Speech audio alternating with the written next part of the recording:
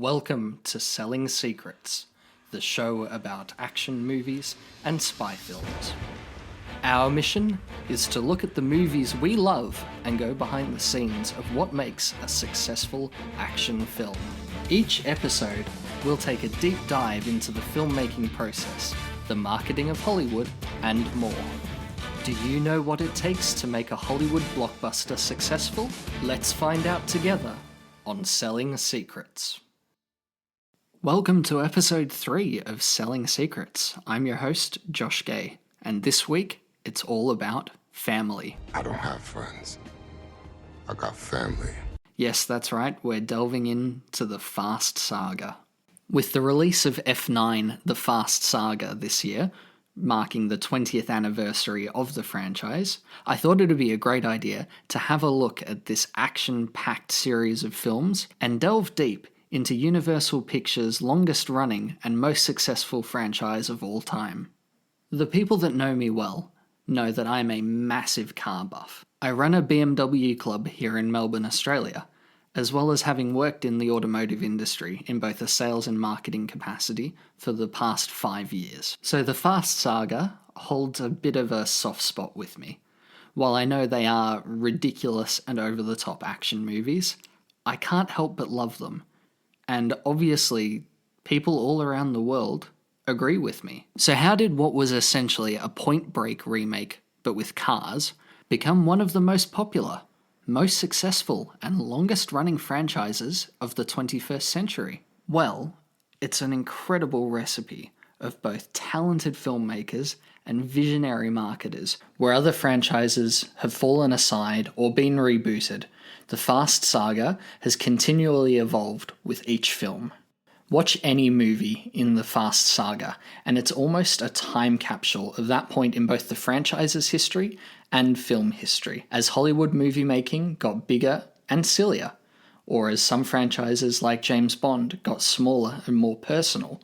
The Fast Saga wasn't afraid to experiment, go bold, go bigger, go even more ridiculous, all in the name of entertaining audiences. The first 3 films in the Fast Saga are a bit of a trilogy, but those 3 films are largely disconnected from one another. They're mostly about cars going really fast and daring people who drive those fast cars.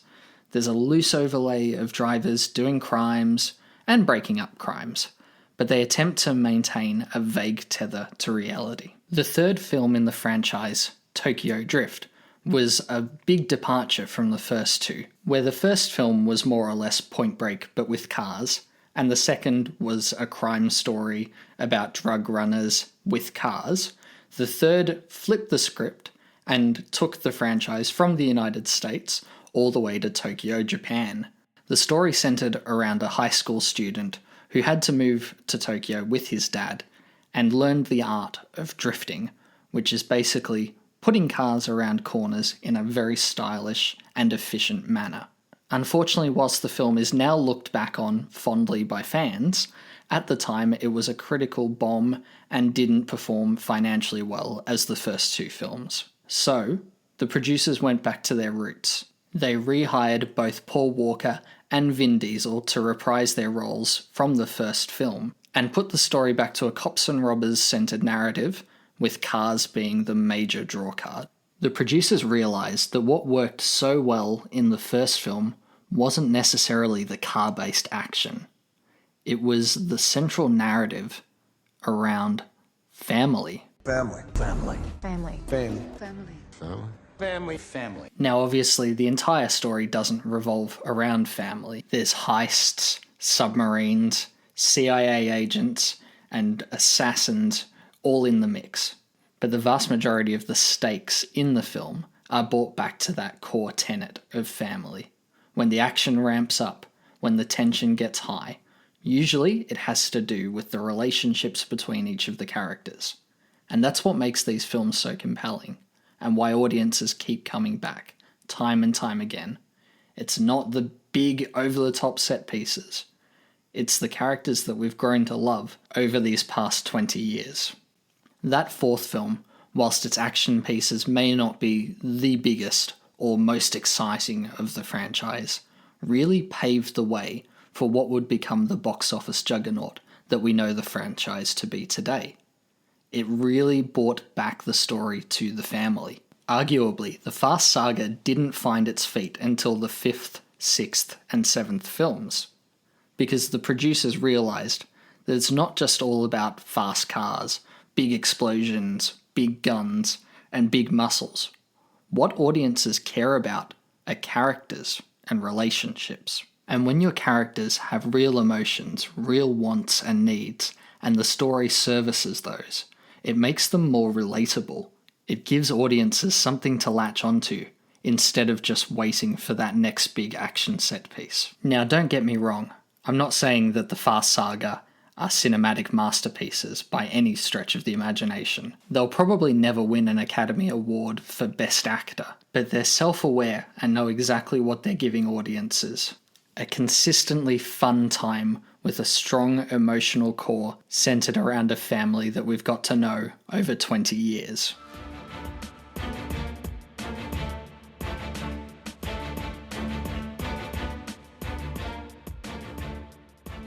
So enough about the story of the Fast Saga.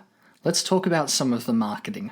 More specifically, the marketing for F9, the Fast Saga, the most recent entry into the series. When you're doing a movie trailer launch and need to grab everyone's attention, it helps to throw a concert. In 2020, ahead of the Super Bowl, the Fast and the Furious trailer was launched. Tickets for F9 went on sale following the concert in Miami, with the film's stars Cardi B, Ludacris, and Ozuna, as well as Wiz Khalifa and Charlie Puth, who were behind the Furious 7 Paul Walker theme, See You Again, all in attendance. The livestream's concert viewership clocked almost 12 million views in its first 72 hours alone. Universal, with recent Fast and Furious movies, has traditionally made an event out of their trailer drops, and for numbers to be this big for a sequel of a 19 going on now 20-year-old franchise, well, that's pretty impressive. When they dropped the trailer for Furious 7, there was a 30-minute cable special on E. For Fate of the Furious, the 8th film, the studio took over all the digital screens in Times Square, timed to drop during the Sunday Night Football. And F9 was no different. It was a true event. Get a load of some of the trailer records that F9 made. In its first 72 hours, it amassed 262 million global views, which beat out the Avengers Infinity War's first trailer drop over the same period, that movie having done 238 million in its first 24 hours. And at 151 million, F9's nearly 4-minute long trailer is a 24-hour record for any Universal Studios movie. And that's not forgetting about the Super Bowl. The 30-second spot for F9 drew 8 million views in its first 24 hours following the game.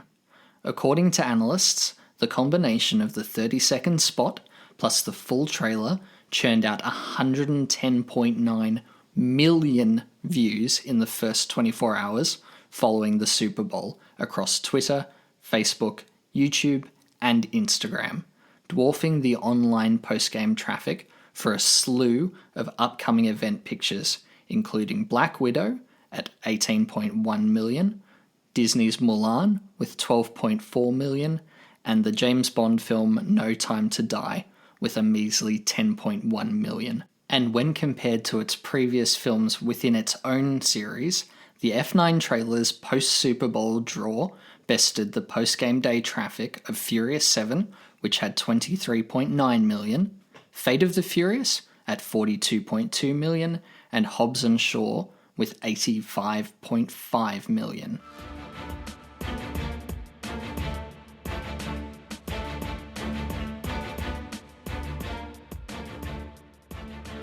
But like all films announced in 2020, F9 was not immune to the coronavirus pandemic.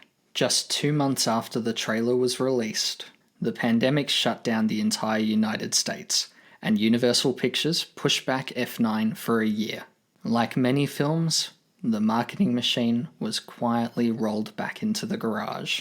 Many Hollywood analysts say that there's a certain spoilage when you leave a film sitting on the shelf for too long and continue to promote it. Like all products, they do have a shelf life. One example of that is the campaign for the latest James Bond movie, No Time to Die, which was in full swing before the shutdown in advance of its April 2020 premiere, including the release of Billie Eilish's title song. Since then, there were many delays for the film, and the marketing campaign restarted multiple times, resulting in severe audience fatigue. When speaking about the Marvel Studios picture Black Widow, which was scheduled to come out at a similar time to F9, Disney president of marketing, Asad Iyaz, said the last thing that you want to do when you're in this situation is to overmarket with your campaign or oversaturate with your materials. And the marketing team for F9 followed this similar route. During this shutdown of marketing activities for F9, while speaking to the press, Universal's chief marketing officer, Michael Moses, said that they hadn't put out a second trailer, which would be the real indicator of the campaign restarting, because they didn't want to do it unless they were absolutely certain of what their ultimate destination was, and that it was all a bit of a game of get ready and wait. However, there were at least a couple of silver linings in selling a global tentpole movie during the pandemic. According to Moses, people aren't seeing trailers every time they go to a movie because, well, they're simply not going to movies regularly. There's not the chance to wear out our welcome. We simply can't have that old feeling we sometimes got of, oh, I've seen the same trailer 40 times. So, instead, Universal Studios shifted their resources online, where data-rich portals allow for more efficient and targeted campaigns. Due to the pandemic, F9 had a shorter release window than a traditional theatrical run. The film had its world premiere in South Korea on the 19th of May 2021 and was released in the United States on June 25th. The film was released as a rental on video-on-demand services in the United States on July 30th and was released on Blu-ray, Ultra HD Blu-ray and DVD on September 21st, 2021. Whilst the critical response to the film wasn't as positive as previous entries of the series, the box office results were a success. In the United States and Canada, F9 debuted on the box office and was projected to gross 55 to 65 million from 4,179 theatres in its opening weekend.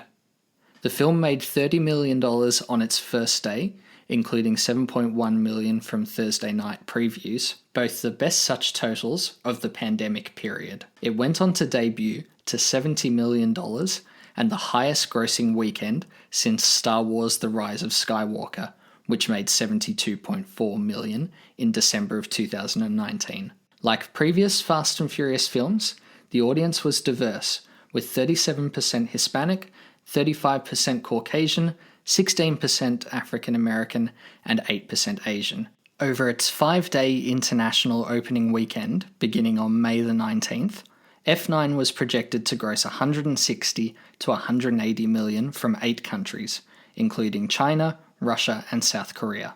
It went on to debut to 163 million, the biggest international opening for a Hollywood film since the pandemic began in March 2020. It also set the pandemic record for IMAX gross at $14 million and was the second biggest grossing May international opening ever, despite playing in 26 fewer countries than the current record holder, which was Captain America: Civil War. The top markets from the weekend were China, South Korea, Russia, Saudi Arabia, and the United Arab Emirates.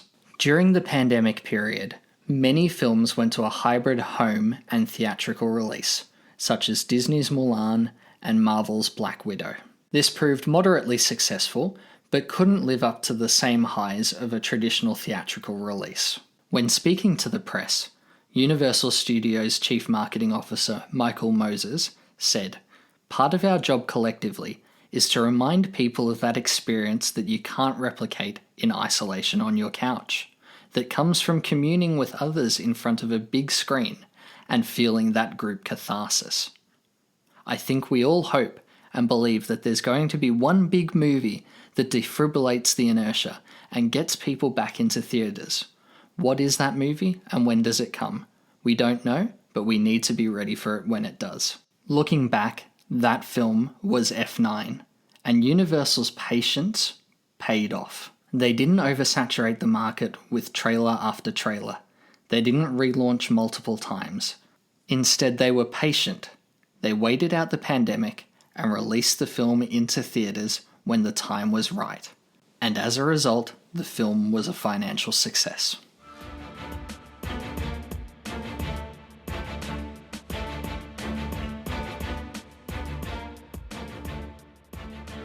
Now, let's talk about merchandising and experiential marketing for the Fast Saga. Let's go back to 2018 for the release of the 8th film in the franchise, The Fate of the Furious. In the United Kingdom, Universal's marketing team partnered with Toys R Us to create an experiential store-in-store concept based on Dom Toretto's garage.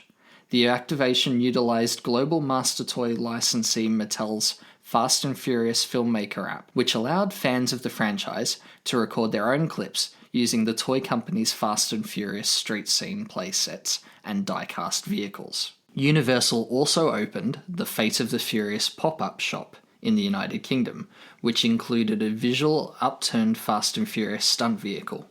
The retail pop-up visited 6 major shopping malls in the UK and mainline train stations throughout the country, spending 4 days at each location, and featured a host of official merchandise.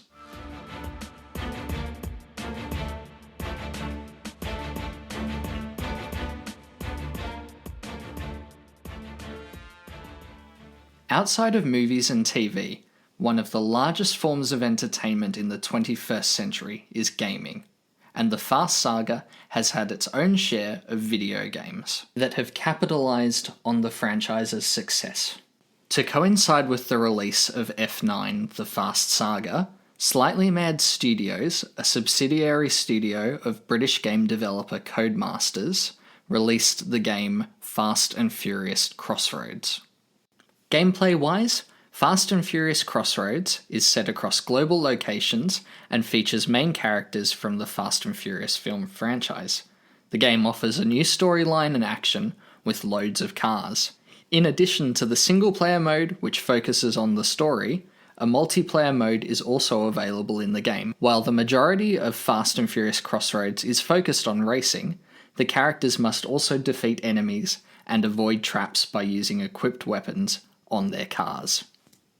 Unfortunately, reception to Fast and Furious Crossroads received generally unfavourable reviews on all platforms according to review aggregator Metacritic. IGN gave the game a 4 out of 10, calling it short, shallow, and surprisingly simple, and it's nothing less than a crashing disappointment in virtually every department. Official sales figures for Fast and Furious Crossroads are unavailable, but it's needless to say this game has continued the run of licensed video games from movies that have been relatively underwhelming. It's a shame for a franchise like the Fast and the Furious, which has incredibly visceral on-screen car chases, that they haven't been able to translate that to a video game. You'd think that it'd be a given that you'd be able to create a fun and entertaining racing game which involves heists and high-octane chases.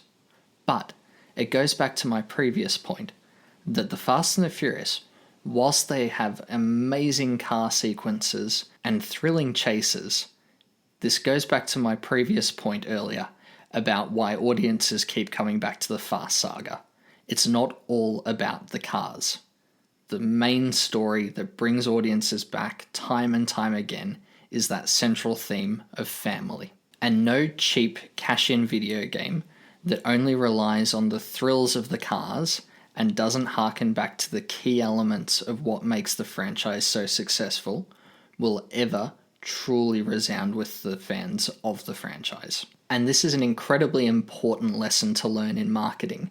If you don't understand the product that you're selling, your campaign and the product inevitably will never be a true success.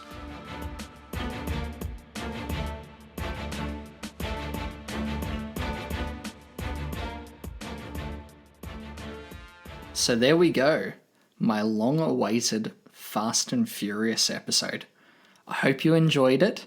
It was a bit of a wait, and as I explained in my previous short update episode, technical difficulties as well as mental health issues due to the coronavirus lockdown here in Melbourne made that one a bit of a challenge. So I really appreciate those of you who waited for this episode to come out.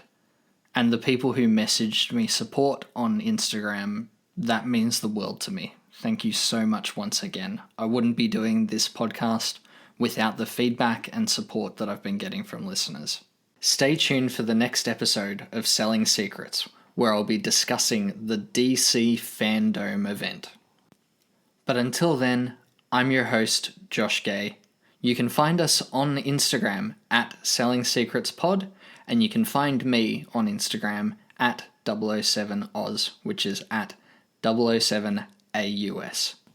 I'd love to hear your feedback on this episode, on how I can improve moving forward, what you've enjoyed about Selling Secrets so far, and what you'd like to see from this podcast in the future. Until then, thanks for listening.